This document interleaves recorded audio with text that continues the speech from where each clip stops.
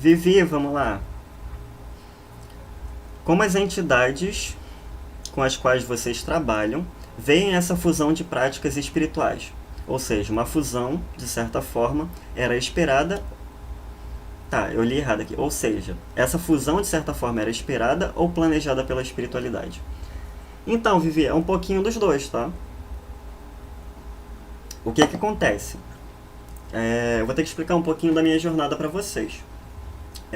Vou tentar resumir porque é longa, né? 18 anos nesse auê todo. Então, o que que acontece? Eu comecei na prática de bruxaria com 10 para 11 anos, tá? Bem novinho ali, piquetucho, inocente, coitado. Comecei por lá. Era um hobbitzinho na bruxaria. É, Comecei com 10 para 11 anos. Quando eu tava com 19 para 20, né? Hoje eu tô com. Gente, eu tô velho, gente. Agora que eu parei pra analisar. Eu tô com 28. Eu sempre esqueço meu. Eu sempre esqueço minha idade, porque eu acho que eu sou mais novo do que o registro diz. Eu tenho 28 anos, né?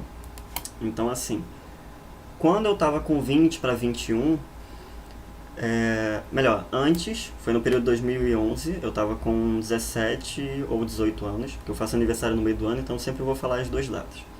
Tava com 17 e 18 anos, é, morando na casa do meu pai, que é evangélico, então eu tinha que fazer as coisas escondido lá, né?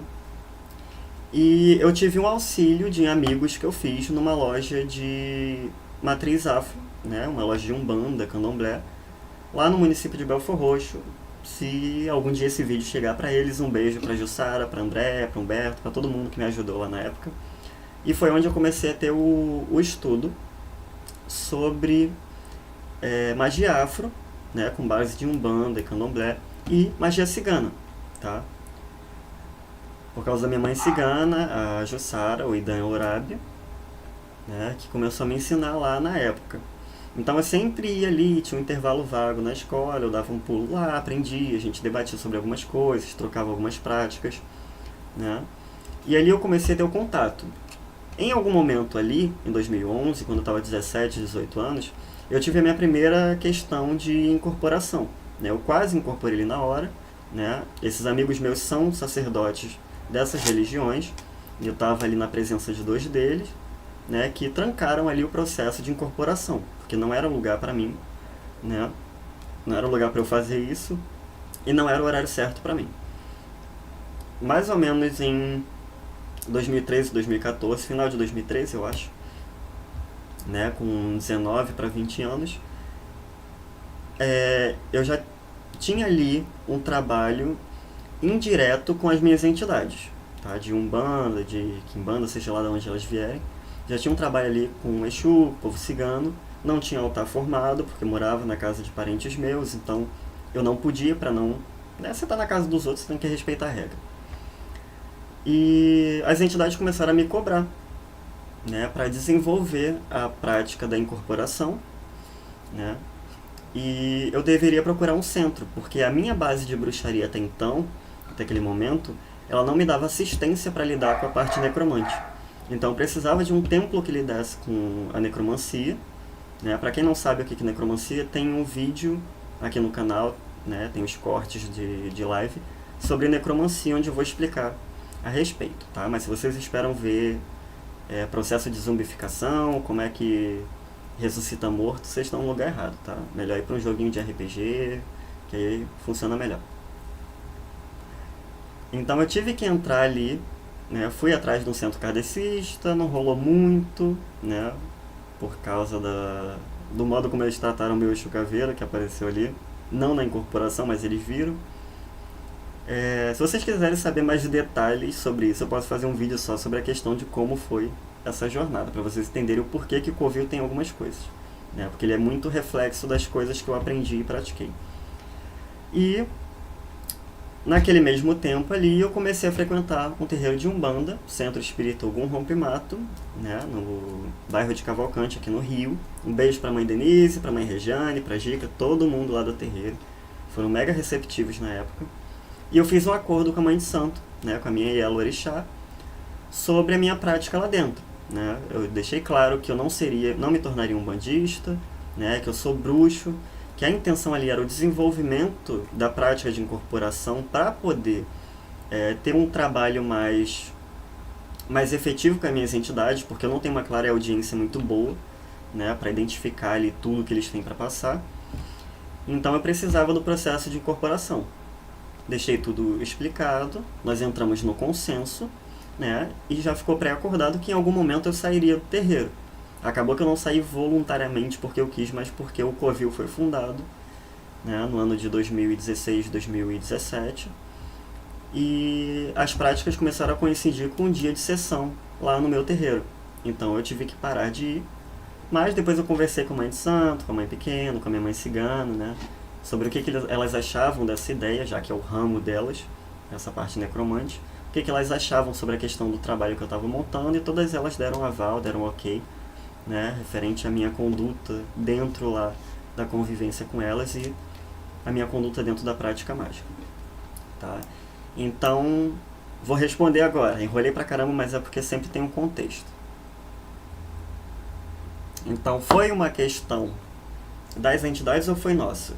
As entidades já estavam avisadas, as minhas já estavam avisadas, de que eu não faria parte do terreiro de modo fixo. Em algum momento eu sairia. Elas já sabiam que a minha prática era de bruxaria. Tá? Eu fiz um acordo ali com eles, um ritual, e deixei bem claro sobre isso. Eu fiz um ritual com Hecate, que é a minha deusa de culto, que o pessoal chama de Hecate, mas eu odeio essa pronúncia. Eu fiz um ritual com Hecate, perguntei ali o que ela achava, sobre eu estar indo para um outro culto, Foi tudo ok, isso aí eu explico melhor num vídeo, talvez, falando um pouquinho sobre como foi a minha jornada na prática mágica. Se vocês quiserem, é só deixar nos comentários, no chat, enfim. Tá? E a partir dali, as entidades já sabiam o que ia acontecer. Acabou que a minha proposta para o Covil, de um grupo de estudo e prática, era uma proposta que eu iria conversar com a minha mãe de santo para poder colocar lá no terreiro. Porque todo mundo sabe que religiões de matriz afro, como a Umbanda, Candomblé, em sua maioria, os terreiros são muito práticos, tá? E são menos focados em estudos acadêmicos. Você tem sim o estudo ali, por exemplo, especialmente no Candomblé, você aprende muita coisa com a iniciação. Você convive, tanto que eu falo que eu admiro a prática do Candomblé, porque é realmente uma vivência. É pesado, as provas que você tem que passar ali, o período de preceito é muito grande. Às vezes você tem que ficar 21 dias trancado num quartinho, no roncó, para poder se conectar com a energia do teu orixá durante a iniciação, para poder meditar sobre aquela nova fase da tua vida. E é uma coisa que muita gente não consegue.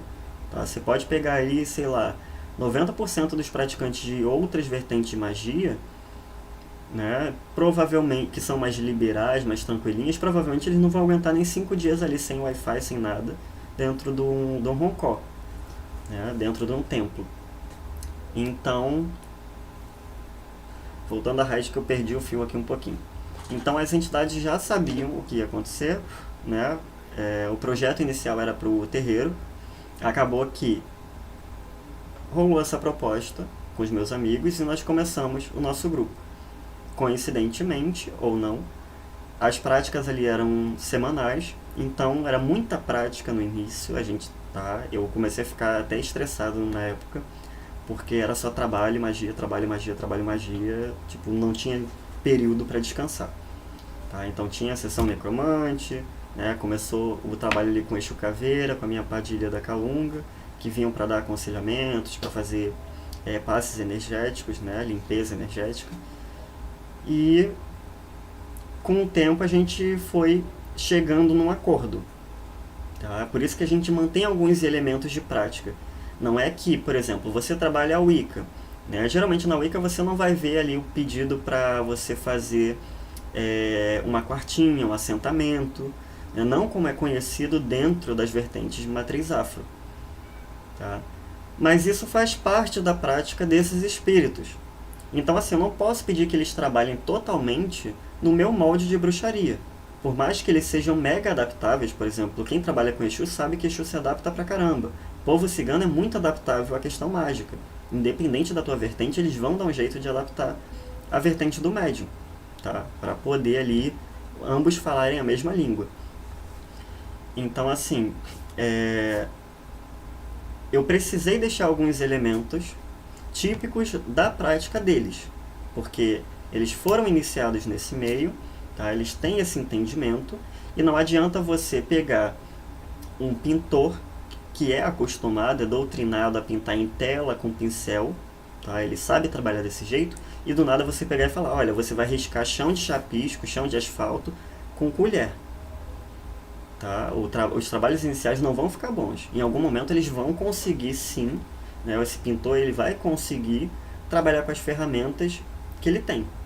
Mas até lá vão ocorrer erros, vai dar algum problema. Então o que nós fizemos foi manter um consenso com essas entidades para que a gente mantivesse elementos da prática deles, porém mesclados aos nossos elementos da bruxaria. Tá?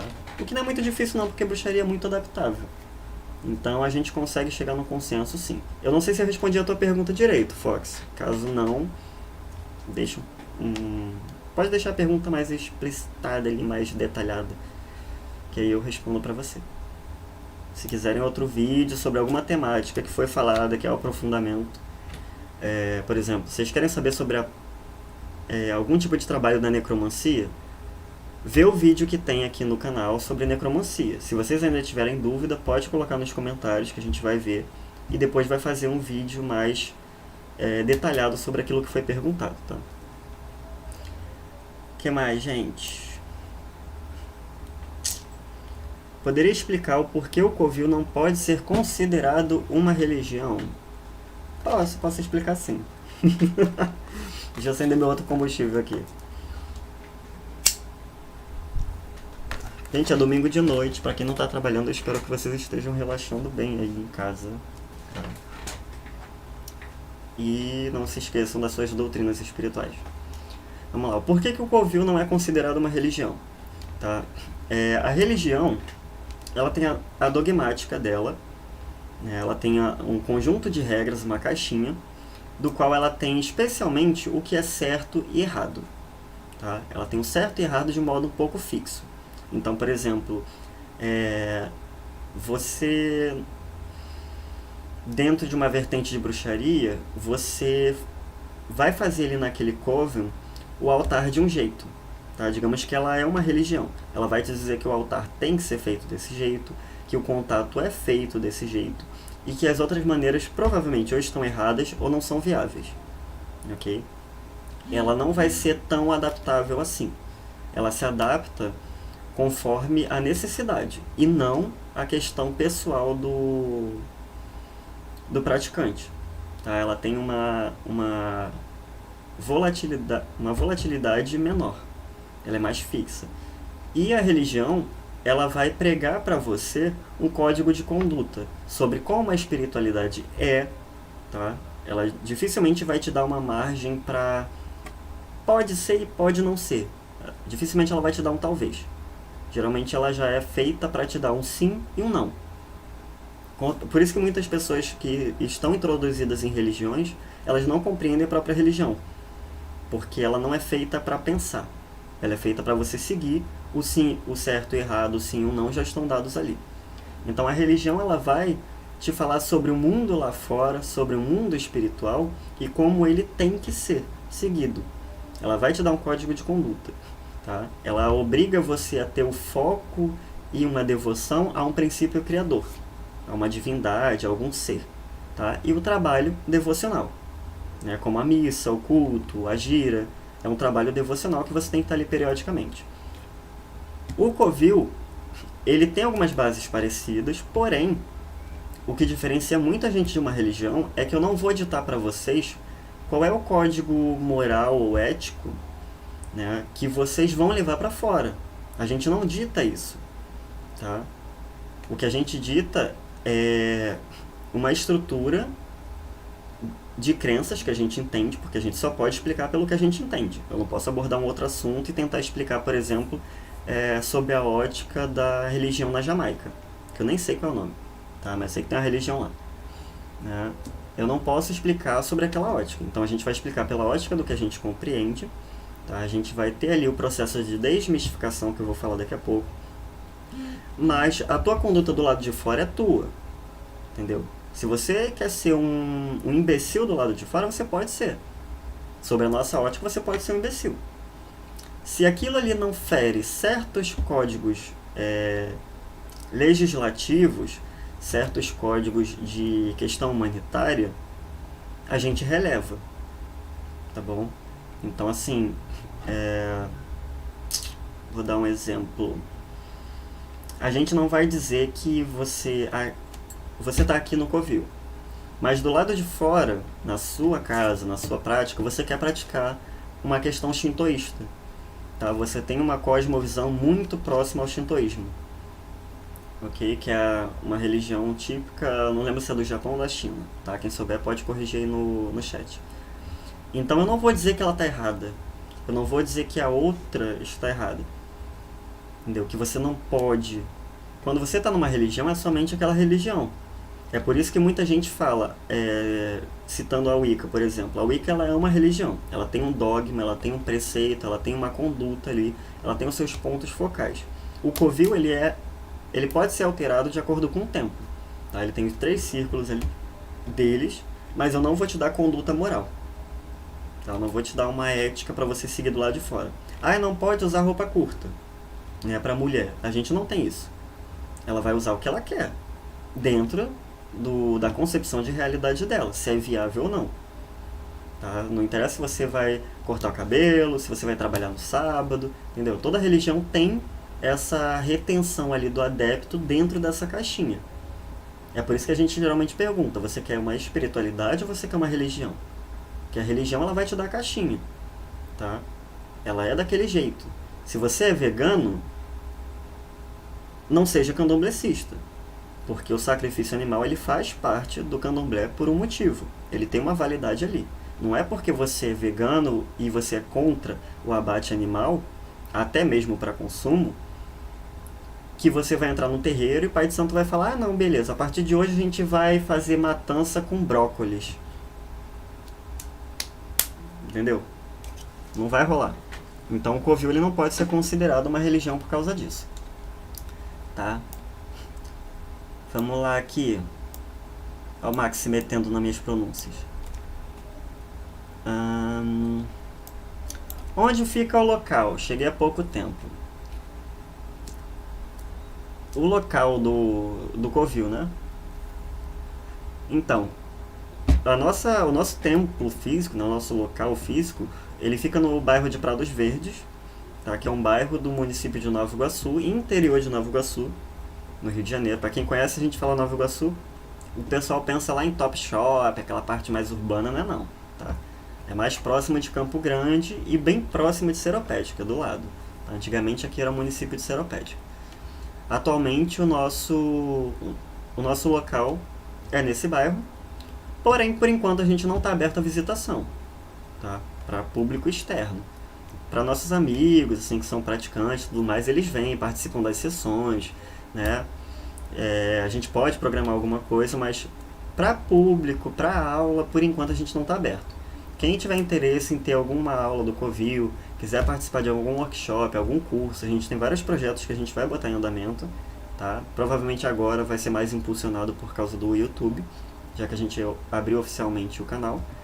Mas querem ficar atentos sobre isso, acompanhem a página no Facebook, curte lá, bota como prioridade lá, porque o Facebook tem a opção lá de você colocar para sempre aparecer primeiro para você, caso tenha uma atualização.